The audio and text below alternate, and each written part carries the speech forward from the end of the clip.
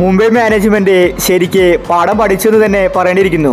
പാണ്ഡ്യയെ ക്യാപ്റ്റനാക്കി Mumbai team cup നേടുമെന്നായിരുന്നു അവർ കരുതിയത്. എന്നാൽ Mumbai team നാണം കെട്ടിരിക്കുകയാണ്. പ്ലേ ഓഫ് പോലും കാണാതെ പുറത്തായിരിക്കുകയാണ്. ഇന്ന് കൊൽക്കത്തയ്ക്കെതിരെ മുംബൈ ടീം തോറ്റപ്പോൾ നിത അംബാനി പറഞ്ഞ കാര്യമാണ് നമ്മൾ ഇന്നത്തെ വീഡിയോയിൽ നോക്കുന്നത്. ഇതുപോലത്തെ IPL ന്യൂസിന് വേണ്ടി ഈ ചാനൽ മറക്കാതെ സബ്സ്ക്രൈബ് ചെയ്യൂ. കളി തോറ്റ ശേഷം നിത അംബാനി പറഞ്ഞത് ഇങ്ങനെയായിരുന്നു: ഗുജറാത്ത് ടീമിനെ പാണ്ഡ്യ മികച്ച രീതിയിലാണ് നയിച്ചിട്ടുണ്ടായിരുന്നത്. അത് കണ്ടിട്ടാണ് ഞങ്ങൾ പാണ്ഡ്യയെ ടീമിലേക്ക് തിരിച്ചു വിളിച്ചത്. എന്നാൽ ഈ ഒരു തീരുമാനം തെറ്റായി പോയിരിക്കുകയാണ്.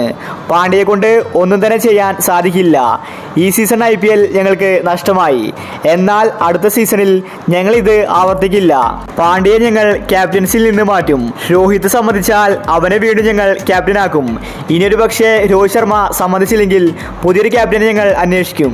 രാജസ്ഥാൻ ടീമിൽ സഞ്ജു മികച്ച ക്യാപ്റ്റൻസിയാണ് കാഴ്ചവെക്കുന്നത്. അതുപോലത്തെ ഒരു താരത്തെയാണ് ഞങ്ങൾക്ക് ആവശ്യം. അതിനുവേണ്ടി ഞങ്ങൾ അടുത്ത മേഘാലയത്തിൽ ശ്രമിക്കും. ഒരിക്കലും മുംബൈ ടീമിനെ നശിപ്പിക്കുന്ന കാര്യങ്ങൾ ഞങ്ങൾ ചെയ്യില്ല. ഞങ്ങൾ പാണ്ഡ്യയുമായി കാര്യങ്ങൾ ചർച്ച ചെയ്യുന്നുണ്ട്. അതിനുശേഷം ഞങ്ങൾ തീരുമാനമെടുക്കുമെന്നും നിത അംബാനി വ്യക്തമാക്കി. പാണ്ഡ്യ വന്നപ്പോൾ മുംബൈ ടീം ഡൗൺ ആയിരിക്കുകയാണ്. രോഹിത് ശർമ്മ നല്ല രീതിയിലാണ് മുംബൈ ടീമിനെ കൊണ്ടുപോയിരുന്നത്. ഒരുപാട് കപ്പുകൾ രോഹിത് ശർമ്മ മുംബൈ ടീമിനെ നേടിക്കൊടുത്തു. എന്നിട്ട് രോഹിതിനെ മുംബൈ ടീം പുറത്താക്കി. അതിൻ്റെ പാഠമാണിപ്പോൾ മുംബൈ ടീം പഠിച്ചിരിക്കുന്നത്. മുംബൈ ടീമിൻ്റെ കണ്ണിപ്പോൾ സഞ്ജുവിലാണ്. സഞ്ജു രാജസ്ഥാൻ ടീമിനെ മികച്ച രീതിയിലാണ് മുന്നോട്ട് കൊണ്ടുപോകുന്നത്.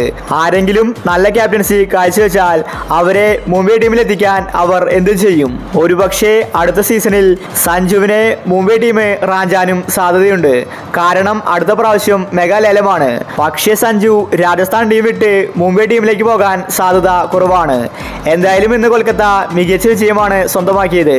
മുംബൈ ടീം നാണം കെട്ടു. അപ്പോൾ ഇതുപോലത്തെ IPL ന്യൂസിന് വേണ്ടി ഈ ചാനൽ മറക്കാതെ സബ്സ്ക്രൈബ് ചെയ്യൂ.